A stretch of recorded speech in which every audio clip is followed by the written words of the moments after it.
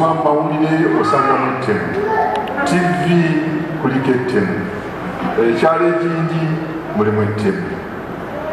Kyannaku 2026 buli omu akimanyi nti eryoki awo nno nga bwe mukirese nange kankyogereko naye kyasobola okukitunda ebivuma.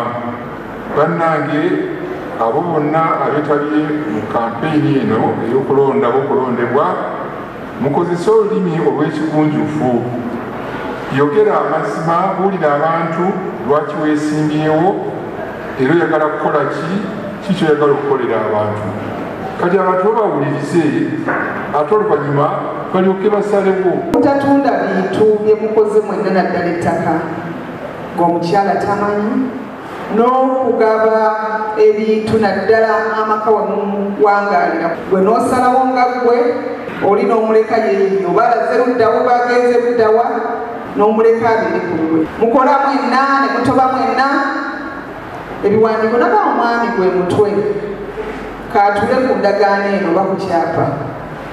Naye ate singa emyaka giyitawo ne wabeerawo ebiyingirawo, tulaba olusiga obuzibu bubeerawo ne bireeta obutabanguko okweyongera n'abaana okubeera nga bataataagalizibwa olw'obutabanguko oba buyingiddewo mu maka.